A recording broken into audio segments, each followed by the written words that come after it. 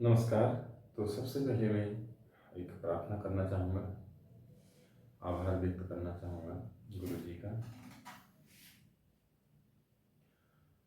वारी जाऊं मैं सतगुरु के, वारी जाऊं मैं सतगुरु के, किया मेरा भरम सब दूर, किया मेरा भरम सब दूर। वारी जाऊं मैं सतगुरु के, किया मेरा भरम सब दूर।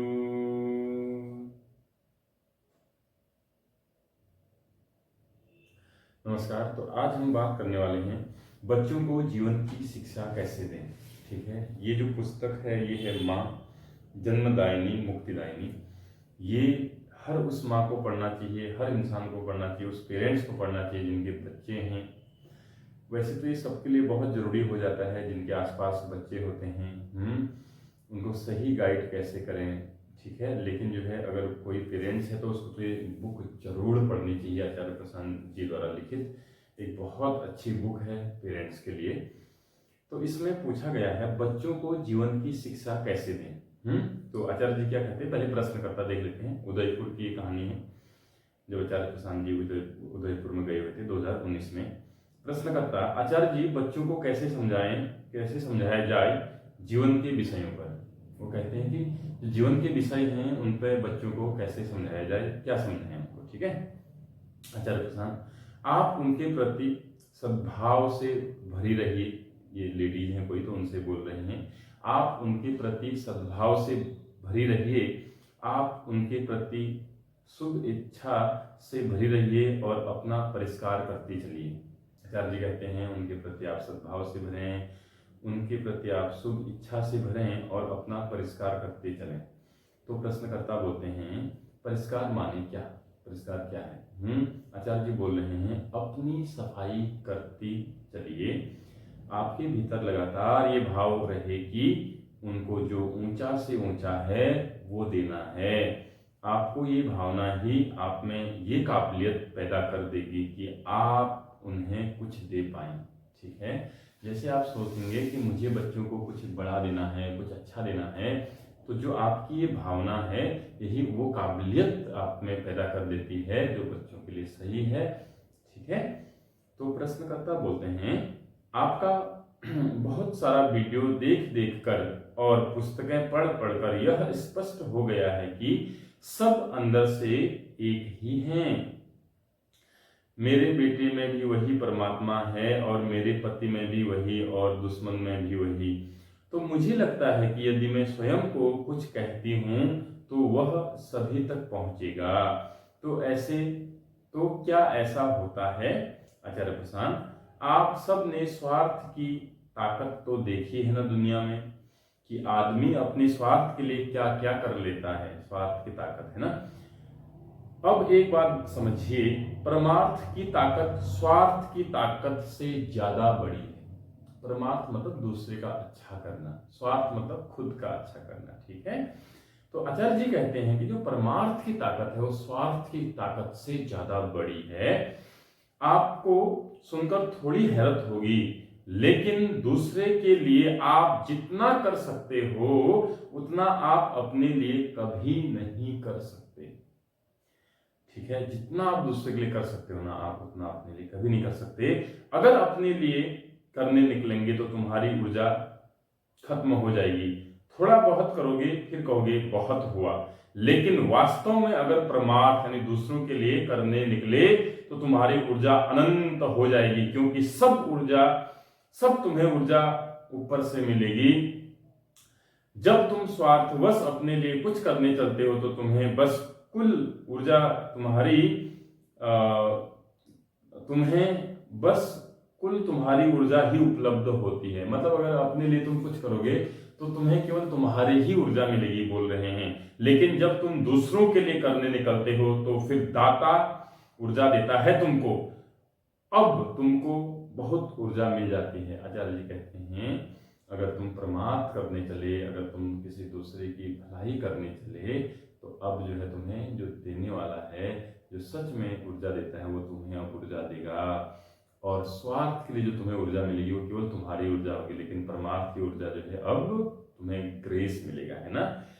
तो बहुत कुछ करना चाहते हो तो अपने लिए मत करना, थोड़ा कुछ करना है तो अपने लिए कर लो। आचार्य जी कहते हैं कि अगर तुम्हें बहुत कुछ करना है तो अपने लिए कभी मत करना, परमार्थ करना। थोड़ा बहुत करना है तो अपने लिए आप कर सकते हो, ठीक है। बहुत कुछ करना है तो दूसरों के लिए करो, फिर देखो कि तुम खुद हैरत में आ जाओगे कि अरे हम इतना कर पाए। वो तुम कर ही इसलिए पाए क्योंकि दूसरों के लिए कर रहे थे। परमार्थवश जितना कर लोगे, स्वार्थवश उतना कभी नहीं कर पाओगे। तो बच्चों को अगर समझाना है, देना है, तो बस कहिए कि उनको देने के लिए मुझे इस काबिल बनाना है कि मैं दे पाऊँ, उनको देने के लिए मुझे इस काबिल बनना है कि मैं उनको दे पाऊँ, है ना। देखिए, दूसरों के परमार्थ हम तभी कर पाएंगे ना जब खुद हम उस लायक होंगे। तो सबसे पहले हमें क्या करना है, अगर बच्चों को सही गाइड करना है तो मुझे खुद इस काबिल बनना होगा कि मैं उसे गाइड कर पाऊं, ठीक है। अध्यात्म में जो गहराई आपको निजी मुक्ति की कामना से नहीं मिलती, वो गहराई आपको मिल जाएगी अगर आप कहेंगे कि मुझे 10 और लोगों को मुक्ति देनी है। आचार्य जी कहते हैं अध्यात्म में अगर आप खुद मुक्ति के रास्ते पे चल रहे हो तो उतनी गहराई कभी मिल ही नहीं सकती आपको। आचार्य जी कहते हैं आपको गहराई तब मिलेगी जब आप सोचोगे, आपके अंदर ये भावना उठेगी, आप ये सोचना शुरू कर दोगे कि मुझे 10 और लोगों को मुक्त करना है, ठीक है। एक साधक होता है जो कहता है मुझे चाहिए मुक्ति, उसको मुश्किल से मिलती है। एक साधक जो है वो कहता है कि मुझे चाहिए मुक्ति, उसको मुश्किल से मिलती है। और एक प्रेमी होता है जो कहता है मुझे मिले ना मिले, दाता इनको सबको मिले। देने वाले से गुजारिश करते हैं कि इन सबको मुझे मिले ना मिले कोई बात नहीं, लेकिन जिनको मैं चाह रहा हूं इनको मुक्ति मिले, और लोग बहुत सारे और लोग उनको मुक्ति मिले, ठीक है। उसको सबसे पहले मिल जाती है और उसको अकेले नहीं मिलती, उसको सबके साथ मिलती है। उसको अकेले मुक्ति नहीं मिलती, उसको सबके साथ मिलती है। जो अपने लिए चाहता है उसे अपने लिए भी नहीं मिलता, जो दूसरों के लिए चाहता है उसे सबके लिए मिल जाता है, ठीक है। प्रश्नकर्ता कहते हैं इस स्थिति में अपने बच्चों की भलाई कैसे कर सकते हैं। आचार्य जी कहते हैं मुझे उनको मौन देना है, मुझे उनको शुभ और सत्य देना है, मैं इस काबिल बन पाऊं कि मैं उनको कुछ दे पाऊं, ठीक है। क्योंकि अगर मैं इस काबिल नहीं बन पाई तो मेरे बच्चे का अहित हो जाएगा, ठीक है। प्रश्न करता आचार्य जी अभी तो इस काबिल ही नहीं है कि अपने बच्चों को शुभ या सत्य दे पाएं, परंतु अभी आदतवश उनको उनके भले के लिए बस कुछ बोलते बस रहते हैं, और यह भी स्पष्ट नहीं है कि जो बोल रहे हैं वह भी उनका भला कर रहा है या नहीं। ऐसी स्थिति में क्या करना चाहिए। कितना गजब प्रश्न पूछा ना, पूरी ईमानदारी सामने रख दी है प्रश्नकर्ता ने। उन्होंने कहा अभी हम इस काबिल हैं ही नहीं कि हम सही बच्चों को ये बता पाएं कि क्या सही है क्या गलत है। कुछ अपनी तरफ से हम बता तो देते हैं, मगर वो उनके लिए सही है नहीं है हमें खुद ही मालूम नहीं है। पूरी ईमानदारी सामने परोस दी उन्होंने। आचार्य जी कहते हैं मैं जैसी भी हूं, मैं अभी इस काबिल नहीं हूं कि अपने बच्चों का हित कर पाऊं, लेकिन अगर मेरे बच्चों का हित नहीं हो रहा तो उससे मुझे बड़ी पीड़ा है। तो मुझे इस काबिल बनना है कि मैं उनका हित कर पाऊं, है ना। ऐसा कह रहे हैं आचार्य जी कि ऐसा करिए। पीड़ा उठनी चाहिए अंदर से कि मुझे क्यों नहीं मैं बच्चों को जो है सही गाइड कर पा रहा हूं, कर पा रही हूं, है ना। प्रश्नकर्ता मतलब ये थी चीज मुझे ऐसे लगता है कि पहले वो सारी सत्यता खुद पर धारण करनी पड़ेगी, आपको जीना पड़ेगा उसमें आचार्य जी, वो आप अपने लिए धारण नहीं कर पाएंगी। प्रश्नकर्ता तो क्या मुझे बच्चों को कुछ बोलना भी नहीं चाहिए, मौन रहना चाहिए? आचार्य जी समझिएगा समझिएगा, आपको सर्वप्रथम इस मजबूरी में जीना पड़ेगा कि आपके सामने आपके प्रियजन का अहित हो रहा है और आप बेबस हैं। आप चाहते हुए भी उनका भला नहीं कर पा रहे हैं। आपको इस मजबूरी को भीतर तीर की तरह चुभने देना होगा। इस मजबूरी से उठा हुआ दुख आपके बंधन तोड़ेगा और आपको अध्यात्म की तरफ प्रेरित करेगा। आप समझ रहे हैं? आचार्य जी कहते हैं इस मजबूरी को जिए आप, कि आपको लगना चाहिए कि मेरे जो प्रियजन हैं वो मेरे सामने है, लेकिन मैं उनका कुछ नहीं कर पा रहा हूं, मैं बेबस हूं। ठीक है, तो इस मजबूरी में जब जियोगे तो आप अध्यात्म की तरफ आगे बढ़ोगे। अध्यात्म, ये पीड़ा ना अध्यात्म की तरफ आगे बढ़ाती है। ठीक है, फिर आप कुछ कर पाएंगे। ठीक है, आगे आप समझ रही हैं। मैंने कहानी पढ़ी है, एक माँ थी, अनपढ़ थी और गरीब भी।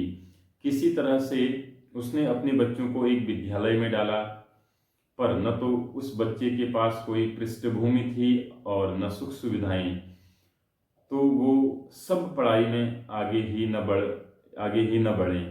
अभी वो कम ही उम्र के थे, 3, 4, 5 साल के, पर आगे ही न बढ़े। उस महिला ने कहा कि ये तो नहीं होने दूंगी, मैं अनपढ़ रह गई, मैं अंधेरे में रह गई, मेरे अंधेरे की छाया बच्चों पर नहीं पड़नी चाहिए। उसने वही किताबें खरीदी जो बच्चे पढ़ते थे। जब स्कूल बच्चे जाते थे तो वो घर में पढ़ती थी, और उसने कहा मुझे न सिर्फ पढ़ना है बल्कि इतना पढ़ना है कि मैं बच्चों को भी पढ़ाऊंगी। 30-35 की उम्र में उसने पढ़ना शुरू किया। वो महिला अंततः पीएचडी कर गई। अपने लिए कुछ नहीं कर पाई थी अपने जीवन में। अपनी जवानी तो उसने अनपढ़ ही में बिताई थी, बच्चों को पढ़ाने की खातिर खुद पढ़ने लगी। जैसे जैसे बच्चों की कक्षा आगे बढ़ती चली गई, उसकी भी कक्षा आगे बढ़ती चली गई, और एक दिन वो डॉक्टरेट हो गई, पीएचडी हो गई। अपनी खातिर क्या कर पाती हो बताइए? अपनी खातिर कुछ नहीं कर पाती। अपनी खातिर कौन कितना कर सकता है? कितनी गजब की कहानी है। उसने 30-35 साल के बाद, तब तक अनपढ़ थी, उसने देखा कि बच्चे पढ़ाई नहीं कर पा रहे हैं, कुछ समझ नहीं पा रहे हैं। जब वो स्कूल भेज रही थी, है ना, तो उसने कहा नहीं, उसने जिम्मेदारी उठाई। उसने कहा मैं अनपढ़ रह गई, मैं अंधेरे में रह गई, मैं शिक्षा से मुक्त वंचित रह गई, लेकिन मैं अपने बच्चों को वंचित नहीं रहने दूंगी, मैं उनको सिखाऊंगी। तो खुद ही पढ़ना शुरू किया उसने। जब बच्चे स्कूल जाते थे खुद पढ़ना शुरू करते थे, फिर लास्ट पीएचडी तक कर डाली उसने, है ना। तो इस तरीके से बच्चे को अगर आपने सही गाइड करना है तो सबसे पहले तो आपको ये मालूम होना चाहिए ना कि मैं कितने गहरे पानी में हूँ, क्या मैं उनको गाइड कर भी पा रहा हूँ, कर भी पा रही हूँ, नहीं कर रही हूँ तो खुद में सुधारी। बहुत बड़ी एक आंतरिक ईमानदारी होती है, ये मुक्ति का रास्ता है। अगर हम जैसे हैं वैसा अपने आप को स्वीकार कर लें। अगर हम अभी अंधेरे में हैं तो ये स्वीकार करने में कोई बुराई नहीं कि हम अंधेरे में हैं। कम से कम अब हम अंधेरे में नहीं रहेंगे, ये स्वीकार करना चाहिए हमें। ठीक है, तो ये थी आचार्य जी की माँ जन्मदायिनी मुक्तिदायिनी से एक शिक्षा, और इसको जीवन में उतारें। आप खुद अच्छे बनिए। अच्छे बनने के तरीके मैं आपको बता देता हूँ। देखिए, आप अच्छे होंगे और अच्छा बनना है। आचार्य जी की इतनी सारी किताबें हैं, जैसे माँ है, ठीक है, और इसके अलावा जो है 10 सूत्र बच्चों की परवरिश के है। ये तो ऐसे हैं जो हमारे जो बच्चे हैं उनको तो हम जो है बहुत अच्छे से उनको गाइड कर सकते हैं। उनका बहुत अच्छा उज्जवल भविष्य हम बना सकते हैं। आध्यात्मिक राह पर उनको हम ला सकते हैं। आध्यात्मिक राह वह राह होती है जो इंसान के जीवन को सबसे ऊंचे दर्जे पर ले जाती है। ठीक है, तो अपने बच्चों का ध्यान रखें, अपना ख्याल रखें। हर दिन जो है आप संघर्ष करें, हर दिन अपने आप से जूझें, अपने आप से पूछें कि आज कुछ नया किया कि नहीं किया।